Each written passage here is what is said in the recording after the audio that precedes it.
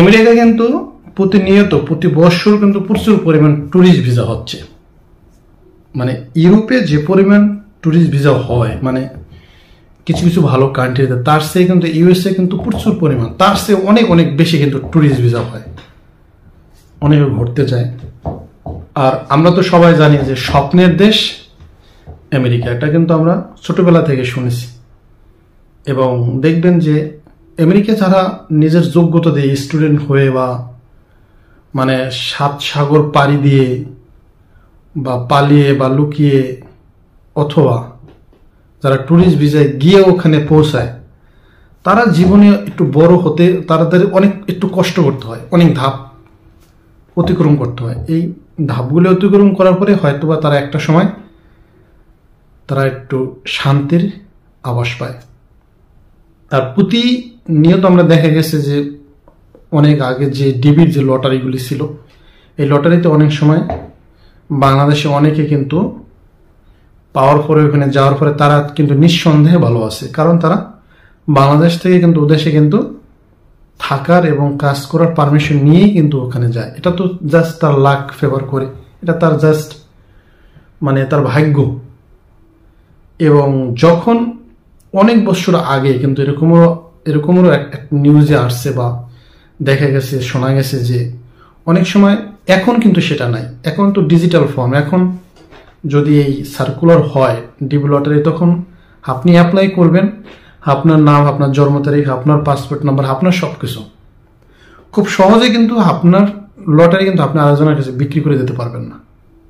কিন্তু এটা কিন্তু দেখা যায় আজ থেকে 15 বছর আগে, 16 বছর আগে, মানে এরকমের যারা ডিবি লটারিতে যারা গেছে, কেন মনে করুন আপনার বন্ধু পাইছে, বন্ধু সে যাইতো না, আপনার বন্ধু সে যাইতো না ডিবি লটারিতে। আসলে অনেক ফ্যামিলি অনেক ভয় পায় যে না, আমার ছেলেকে বিদেশ পাঠাবো না। তখন কেন আপনি বললেন তাহলে তোর লটারিটা আমারই দিয়ে দেয়, তখন ওই নামই আপনার নাম করা হয়। যদি সেখানে মাসুদ নাম থাকে, ওই আপনার নাম এখন আর হাসান নাই, আপনার নাম মাসুদ, তার বাপের নাম যেটা আপনার সেটা, মানে নাম সবকিছু, জন্ম তারিখ, পাসপোর্ট সবকিছু ওই নামে করে, মানে আপনি অ্যাপ্লাই করছেন। তখন কিন্তু ছবি দেওয়া ছিল না, এটা অনেক বছর আগের কথা। কিন্তু এখন কিন্তু সেটা নাই। তারাও কিন্তু এভাবে গিয়ে কিন্তু অনেকে কিন্তু মানে বিত্তশালী হয়েছে বা অনেকে কিন্তু খুব ভালোবাসে, এভাবেও কিন্তু দেখা গেছে। তো এখন এগুলি কিন্তু কল্পনা করা যায় না। তো আজকে যে বিষয়টা নিয়ে আলোচনার মূল যে আমার এখানে আসা, আপনাদেরকে জানানো, সেটা হচ্ছে যে আপনারা কেউ কখনো মানে অন্যায় পথে মানে মানে মানে কি বলে, ইলিগাল ভাবে, মানে যেটা দ্বারা আপনি কখনই খুব সহজে সফল হতে পারবেন না, ওই রাস্তায় আপনারা কখনোই যাবেন না।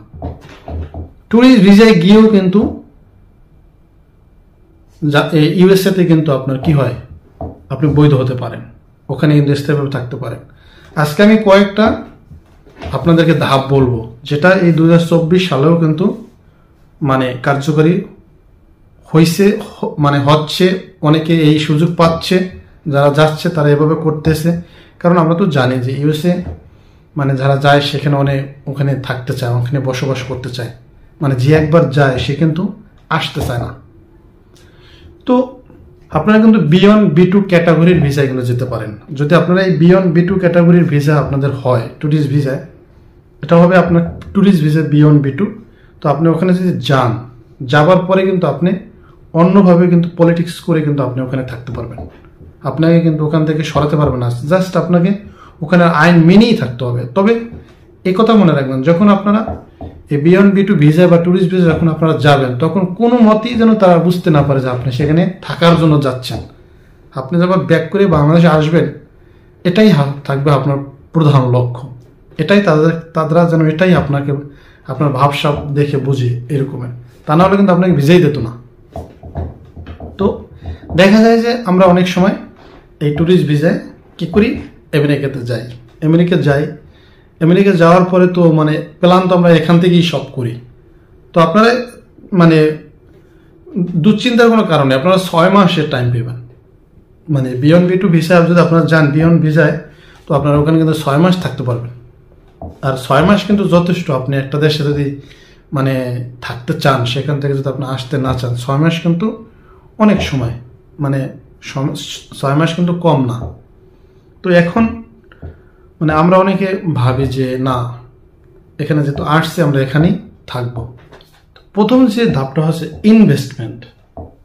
আপনি কিন্তু ইউএসএ আপনার যদি টাকা থাকে তাহলে কিন্তু সেখানে কিন্তু আপনি টাকা ইনভেস্ট করে সেখানে কিন্তু আপনি রেসিডেন্ট পারমিট হতে পারেন, সেক্ষেত্রে তো বসবাস করতে পারবেন।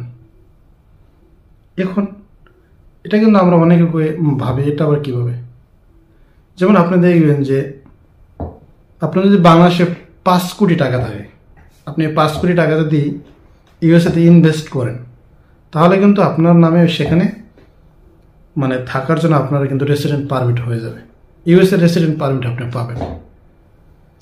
এখন এখানেই কিন্তু মানে দেখা যায় এটা খুবই কম হয়, কারণ এই ইনভেস্ট করে, কারণ আপনারা দেখবেন যে প্রতিনিয়ত কিন্তু প্রতি বছর কিন্তু একটা বড় মাপের সংখ্যা হয়ে থাকে মানে ট্যুরিস্ট ভিসা ইউএসএ, কারণ বিভিন্ন দেশ থেকে বিভিন্ন মানুষরা কিন্তু এই ইউএসএতে কিন্তু ট্যুরিস্ট ভিসা যায়।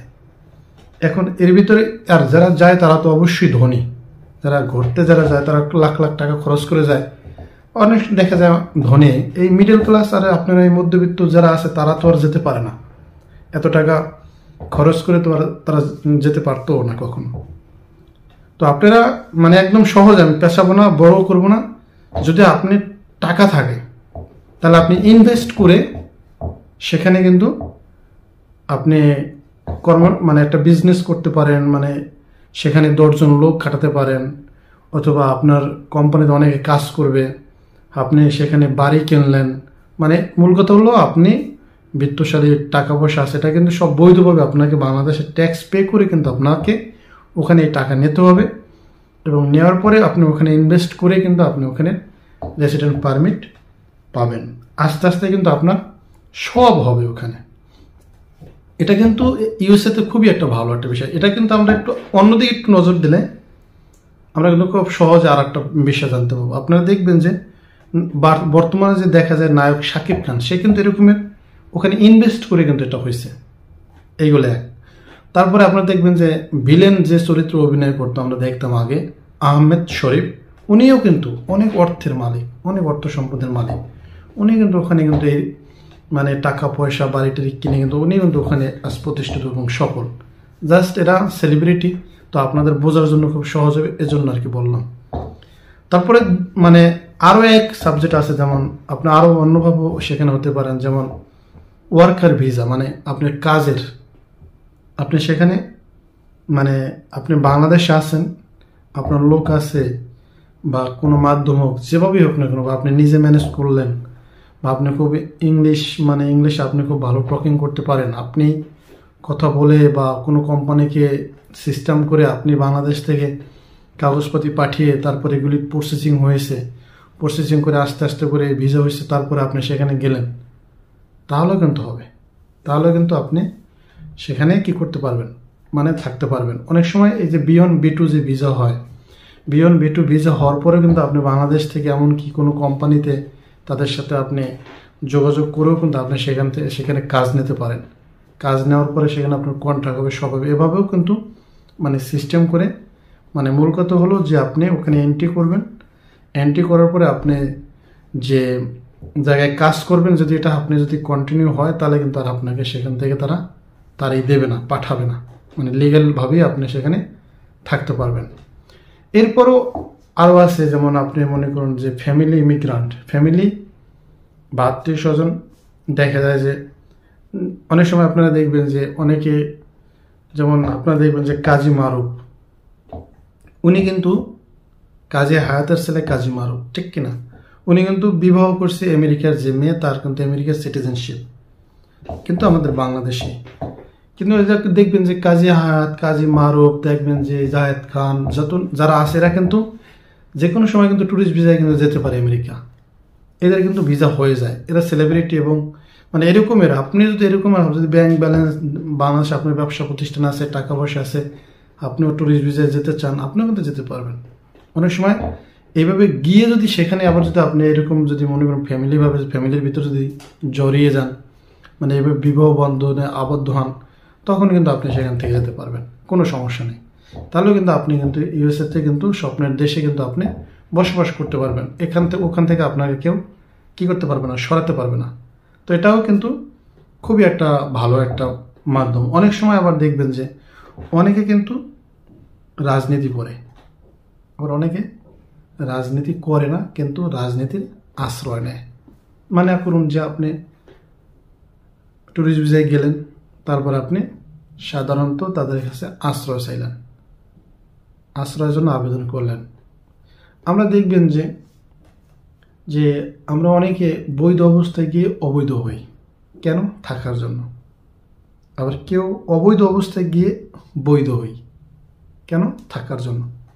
আসলে আমাদের বাংলাদেশ থেকে আমাদের বিভিন্ন দেশে যাওয়ার উদ্দেশ্যই হচ্ছে আমরা সেখানে যাব, সেখানে থাকবো, সেখানে টাকা পয়সা কামাবো, কাগজপাতি হবে, পরিবার ফ্যামিলিকে আস্তে ধীরে করে সেখানে নেব এবং ভালো একটা পরিবেশ উপহার দেব, পরিবারকে ভালো রাখবো। এইটাই তো আমাদের মূল উদ্দেশ্য, তাই না?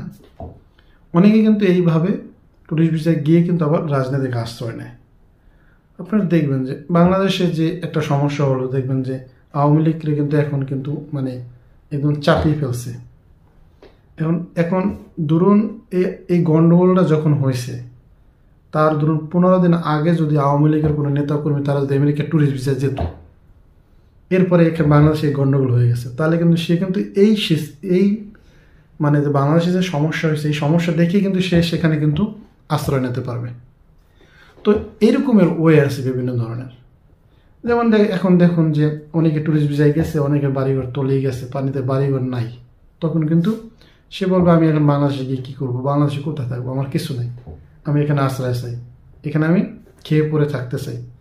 এভাবে করে কিন্তু অনেকে কেস নেয়, উকিল নিয়ে নেয়, অনেকে নিজে নিজে করে, অথবা উকিলকে পিছনে রেখে উকিল যেভাবে যেতে বলে সেভাবে করে। কারণ প্রত্যেকটা জায়গার কিন্তু একটা কি আছে, মানে একটা লিমিট আছে। মানে আপনি যে জায়গায় যেই কাজটা করবেন তার আলাদা কিন্তু একটা সংস্থা থাকে। এই জন্য বাইরে কিন্তু এই বিষয়টা কিন্তু খুবই সহজ হয়। তো বন্ধুরা, এই যে ট্যুরিস্ট ভিসায় গিয়ে কিন্তু আপনি এভাবে কিন্তু ইনভেস্টমেন্ট করে, B1B2 ভিসায় গিয়ে ইনভেস্টমেন্ট করে, মানে B1B2 ভিসা আপনি ওখানে তো আপনি 6 মাস থাকতে পারবেন। এবং অনেক সময় দেখা যাবে যে আপনি মানে এই ভিসায় যাওয়ার পরও কিন্তু আপনি এটাকে কিন্তু চেঞ্জ করতে পারবেন। মানে চেঞ্জ করে মানে ওখানে আপনি খালি ঘুরবেন, খাবেন, আপনার পকেটে টাকা লস করবেন তা কিন্তু না। চেঞ্জ করে কিন্তু আপনি আপনার ধাপ কিন্তু পাল্টাতে পারেন, পাল্টিয়ে কিন্তু আপনি কিন্তু অন্যভাবে সেখানে আয় উপার্জনও করতে পারবেন। সব কিছু হয়েছে কি বুদ্ধি এবং সিস্টেম, স্টেপ বাই স্টেপ আপনাকে এগুলি করতে হবে। তো আসলে আমার মনে হয় আমি যে বিষয়টা নিয়ে আলোচনা করছি এর ভিতরেও কিন্তু অনেকে প্রতিনিয়ত কিন্তু পড়তেছে। আমার মনে হয় অনেকের উপকার হবে এবং আপনারা আমার মনে হয় ভিডিওটি দেখলে আপনারা অনেক কিছু জানতেও পারবেন। এখন অনেকের মনে প্রশ্ন জাগে এবং অনেকের কাছে এই ভিডিও পৌঁছায়, যারা দেখা যায় যে অনেকে 8 pass, class 6 pass, SSC pass, তাদের জন্য কি? আসলে তাদের জন্য কি, শিক্ষার কিন্তু কোনো বয়স নাই। আপনি যদি মনে করুন যে আপনি SSC পাস করে আপনি বিদেশ চলে গেছেন, আপনি আর ভুল করছেন, আপনি কিন্তু আবার কিন্তু পড়াশোনা করে ইন্টারমিডিয়েট পাস করতে পারেন। বিদেশে আপনি 35 বছর বয়সের সময় যদি আপনি স্টুডেন্ট ভিসা আসেন, তার জন্য কিন্তু আপনাকে তারা বাধা দেবে না। 30 বছর বয়স আপনি তখন আসবেন, তার জন্য কিন্তু আপনাকে বাধা দেবে না। কিন্তু তারা আপনার লিগ্যালিটি চাইবে, আপনার সার্টিফিকেট, আপনার সব কিছু লিগ্যাল আছে কিনা, আপনি বৈধ কিনা, আপনি সঠিক কিনা, এটা কিন্তু তারা যাচাই বাছাই করবে। এগুলি ঠিক থাকলেই কিন্তু সব কিছু ঠিক হবে। আর একটা বিষয় হচ্ছে যে USA কিন্তু প্রচুর পরিমাণে এখন ট্যুরিস্ট ভিসা হয়, এবং ট্যুরিস্ট ভিসা তো হয়, এবং এটা আপনারা দেখবেন যে B1B2 ক্যাটাগরির ভিসা আছে, এবং এই B1B2 ক্যাটাগরিতে আপনারা অ্যাপ্লাইও করতে পারবেন। অ্যাপ্লাই করে কিন্তু আপনার যে কোনো একটা এজেন্সি বেছে নিয়ে তাদের সাথে যোগাযোগ করে সেখানে আপনারা হয়তো বা 12 মাসে 12টা ট্যাক্স অথবা 18 মাসে 18টা ট্যাক্স পে করবেন। 1800 ট্যাক্স পে করেও কিন্তু আপনারা এই B1B2 মানে ভিসা কিন্তু আপনারা কি করতে পারেন, মানে ধাপ এর প্রসেসিং করতে পারেন, তারও কিন্তু আপনাদের ভিসা হয়। এটা কিন্তু মানে অনেক দেশ থেকে কিন্তু এভাবে কিন্তু অনেকে B1B2 ভিসায় গিয়ে এবং ট্যুরিস্ট ভিসা যাওয়ার পরে কিন্তু অনেকে ওখানে থেকে যায়, ওখান থেকে আর আসে না। সবসময় একটা কথা মনে রাখবেন যে আপনারা যদি একটা দেশে গিয়ে পৌঁছতে পারেন, সেখানে কিন্তু থাকার আপনার অনেক ওয়ে আছে, যতক্ষণ পর্যন্ত আপনি নিজে না দেশে চলে আসবেন। কারণ তারা তাদের দেশ থেকে কখনোই একজনকে মানে খেদিয়ে দিতে চাবে না, যতক্ষণ পর্যন্ত আপনার বিরুদ্ধে কোনো ধরনের মামলা, কোনো ধরনের ক্রাইম, কোনো ধরনের খারাপ রেকর্ড যতক্ষণ পর্যন্ত না পাবে। তো বন্ধুরা, ভিডিও আর বড় করব না, এবং অবশ্যই আপনারা দেখবেন, আর অবশ্যই আমার মনে হয় আপনাদের ভালো লাগবে। সবাই ভালো থাকবেন, সুস্থ থাকবেন, আবার দেখা হবে পরবর্তী ভিডিওতে। আল্লাহ হাফেজ।